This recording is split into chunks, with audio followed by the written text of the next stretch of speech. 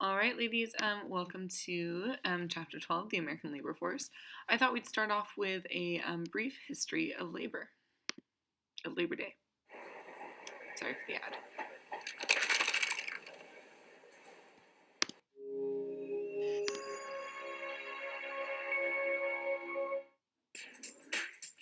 The Industrial Revolution modernized the United States and Canada during the 19th century.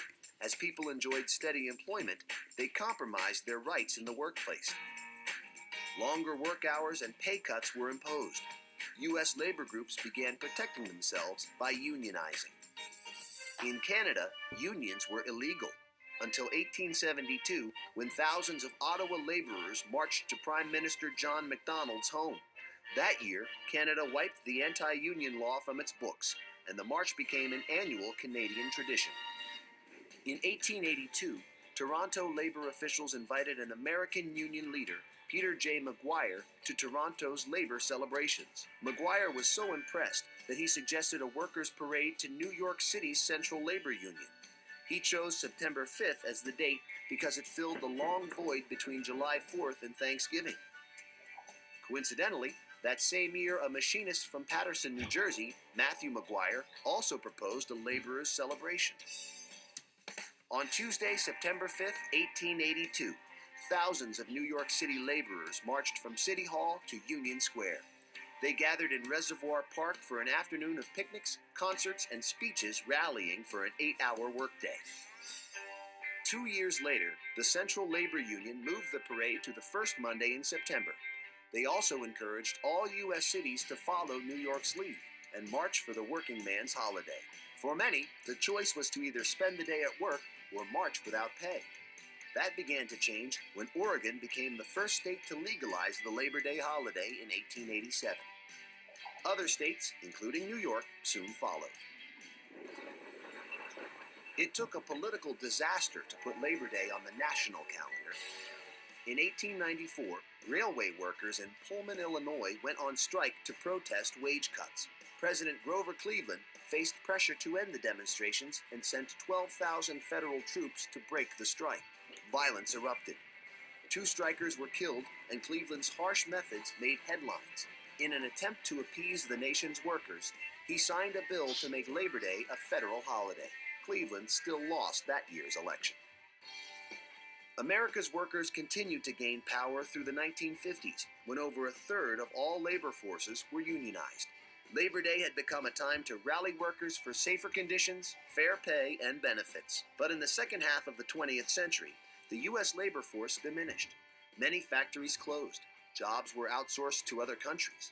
Today, workers still parade through blue-collar neighborhoods on Labor Day, and speeches unite the ever-dwindling labor force. But the day's true call has quieted. For now, most Americans leisurely enjoy the holiday as summer's last bough.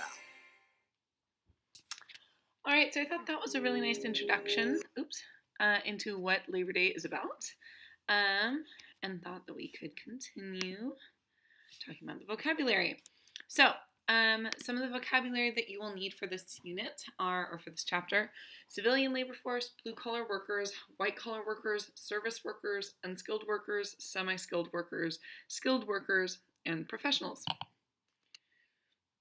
So the civilian labor force is the total number of people 16 years and older who are either employed or actively seeking work.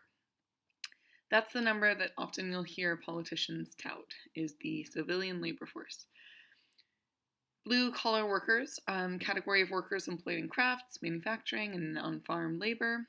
White, so these are often they're called blue-collar workers because they used to wear blue, because if they wore white, it would get too dirty. So they actually legitimately had blue collars. White-collar workers are so called because they often used to wear white shirts. They're the category of workers employed in offices, sales, or professional positions. Within those, there are service workers, people who provide services directly to individuals; unskilled workers, people whose jobs require no specialized training; semi-skilled workers, people whose jobs require some training, often using modern technology; skilled workers, people who have learned a trade or craft either through vocational school or as an apprentice to an experienced worker; and professionals, highly educated individuals with college degrees and usually additional education or training, like me, your teacher. So, how would you categorize the following jobs?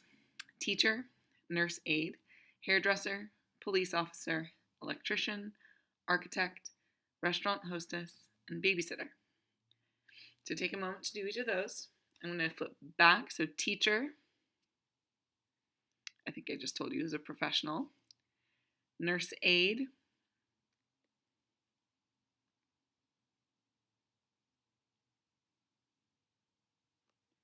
hairdresser,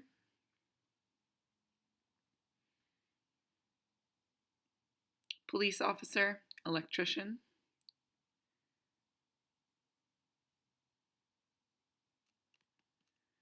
architect, restaurant hostess, and babysitter.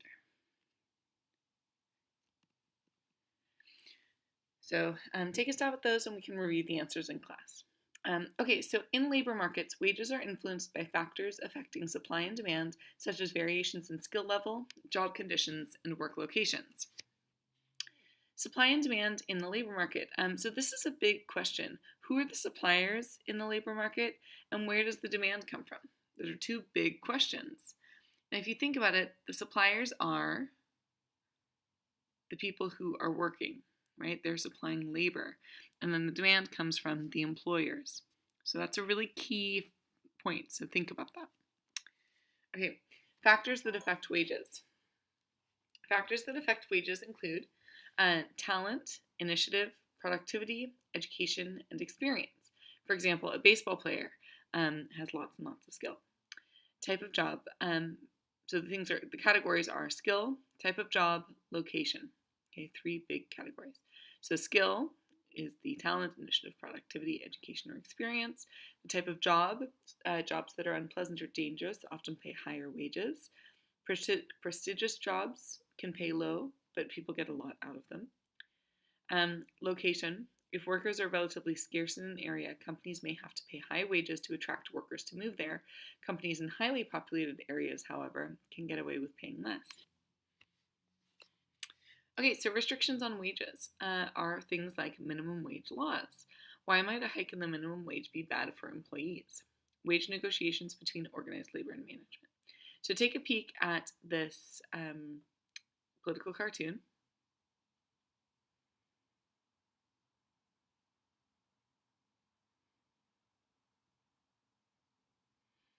I thought that was fairly interesting. All right, so moving on to organized labor. Labor unions developed to attempt to improve working conditions and wages for their members. Some of the vocab you'll need: AFL, agency shop, arbitration, assembly line, CIO, closed shop, mediation, and union shop. Okay, so let's start with the development of labor unions. A labor union is an association of workers organized to improve wages and working conditions for its members. There are two main types of unions. There are craft unions and industrial unions. Craft unions are skilled workers in a specific trade or industry. They are part of the American Federation of Labor, the AFL, which was established in 1938. Industrial unions are all the workers in an industry regardless of job or skill level. And they belong to the Congress of Industrial Organizations, or the CIO, established in 1938. Okay, so in the 1930s and the 1940s, the AFL and the CIO actually competed against each other for members. But in 1955, they merged to form the present AFL-CIO.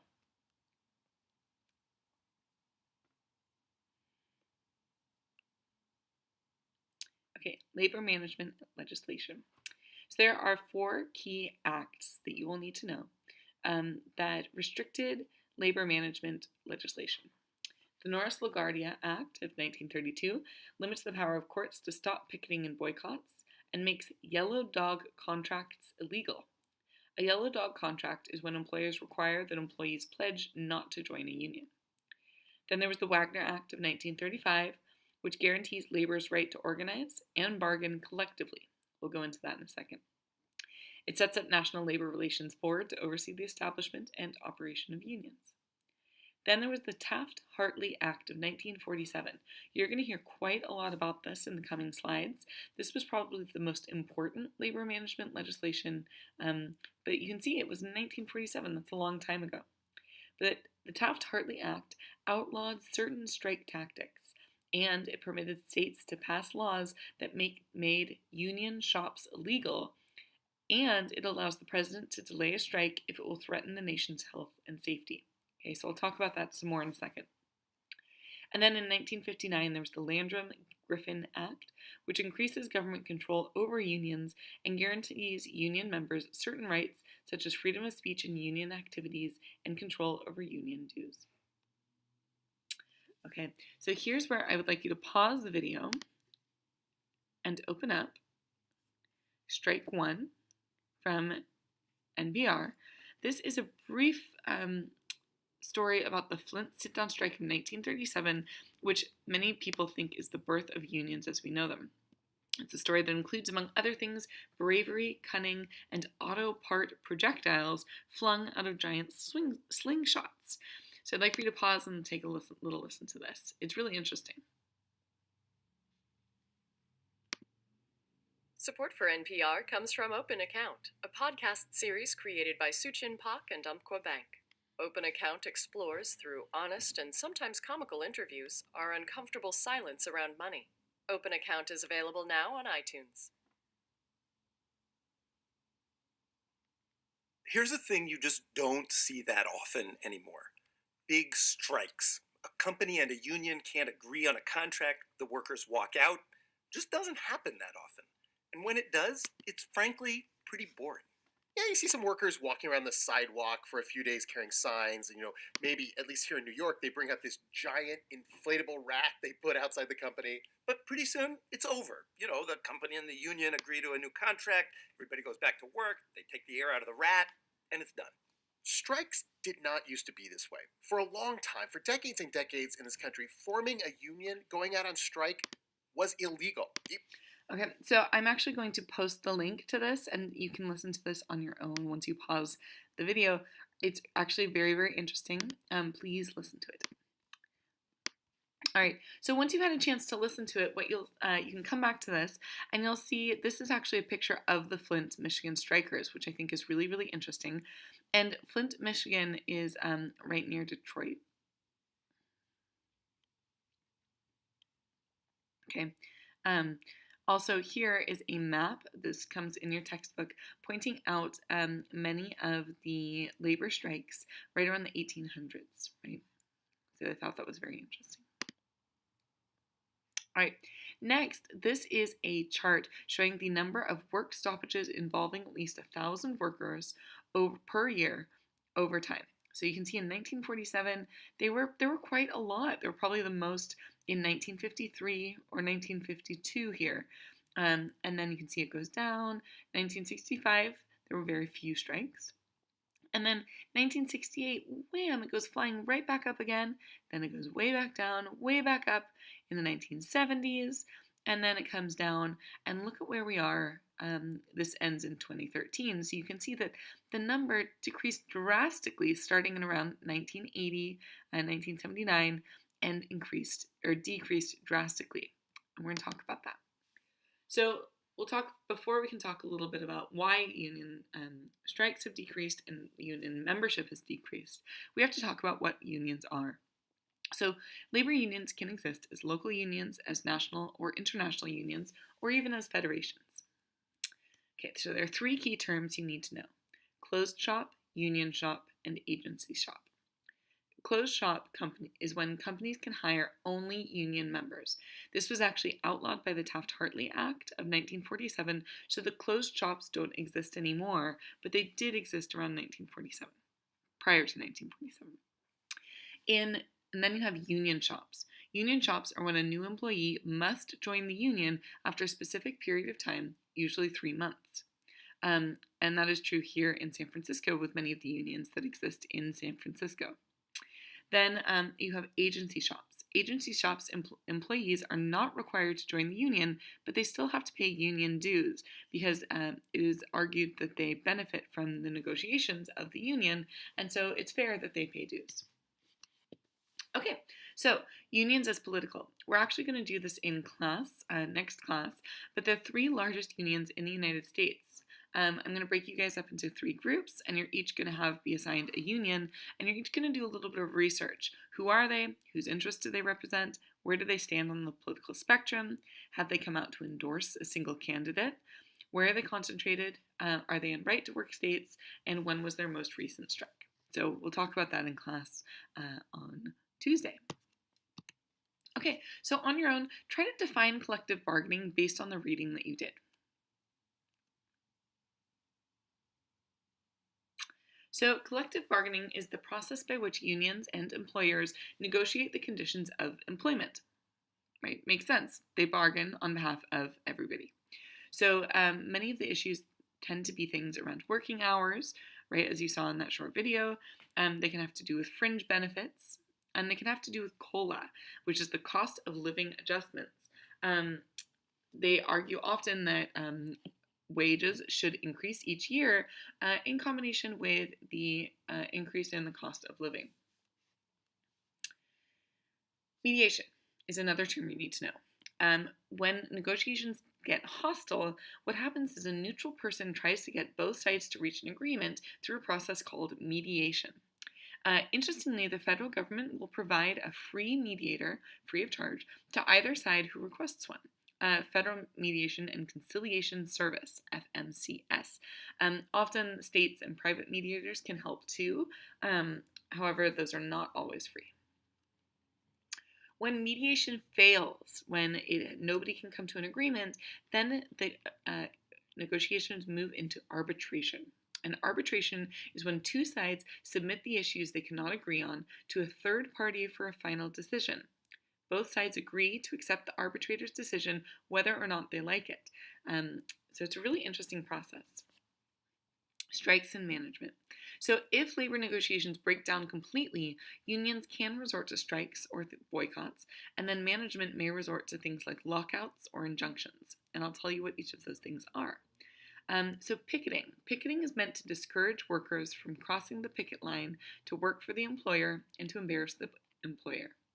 And then there's also boycotts, which is when unions encourage the public not to buy goods or services from that company. So over on the right, you might see some of the familiar pictures. You can see the BART strikes of 2015. So early this year, back in the spring of this year, there were several strikes for BART, and they as you can see, there were picket lines, and then there was a BART strike where the people refused to go, the BART drivers and BART workers refused to go to work. And those, they were hoping to encourage BART riders to boycott BART, and in fact, it kind of forced BART riders to boycott BART because they could not take it anyway. All right, so what are lockouts and injunctions? Lockouts are when management prevents workers from returning to work until they agree to a new contract. And this is where it can get kind of ugly. So as you listened to in the podcast, they tried to do a lockout, but it didn't work because the workers had kind of taken hold of the factory. And then there's also something called an injunction, and I apologize, I spelled it wrong there. Injunction is a court order which prevents some activity. So in the Taft-Hartley Act of 1947, a president can obtain an injunction to delay or halt a strike for 80 days if the strike will endanger the nation's health or safety, which is a really interesting rule. Okay, so what is a right-to-work law? A right-to-work law basically forbids union shops. It allows workers to continue working in a particular job without joining a union. The benefits negotiated by the union must be made available to all workers who do not join the union. Unions have less power in states with right-to-work laws than in other states. So this is interesting. So pause for a second and think about whose interests would be served by having a right-to-work state. Who would want a right-to-work state? Who would not want a right to work state? So this is a map of right to work states. The blue states are the right to work states. And I'd like for you to just look at those and use your background knowledge of whatever you know about those states and notice the kind of geographic pattern of where those states are spread out. Okay. This red and blue map and purple map down on the bottom right-hand corner is the average color that each state voted in the last 5 presidential elections. So you can see the blue states are Democratic states, the red states are Republican states, and then the purple states are ones that voted a little bit of both, right? So some years they voted Democratic, some years they voted Republican. Do you see any correlation? Do you see any pattern? This is interesting. So this is where unions get to be quite political. Unions have a ton of political power and often donate heavily to presidential campaigns in favor for policy that will favor their union. So this was an interesting political cartoon that I wanted to share with you. The non-union working man, and you can see the right to work, compulsory unionization. It's being taken away from the non-union working man. So this is typical of an anti-union cartoon.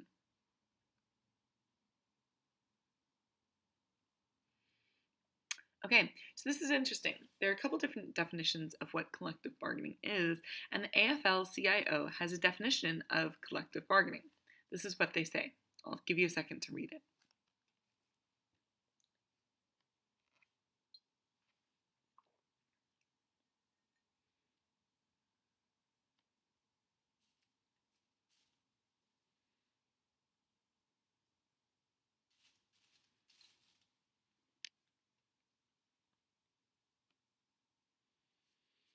So as you can see, this is not, or this is quite somewhat biased of an article, but or of a description, but I thought that was interesting. All right, so this is a debate we're going to have actually in class, so I'm going to skip this for now. Should public employees have collective bargaining? This is an article from the San Francisco Chronicle, SFGate, and it discusses that, so we're going to discuss this in class. Okay, so in recent years, unions have declined, and we're also going to discuss this in class, why unions have declined, and I have an article from The Economist discussing exactly this, so we'll talk about that in class. I wanted to leave you with a few union political cartoons.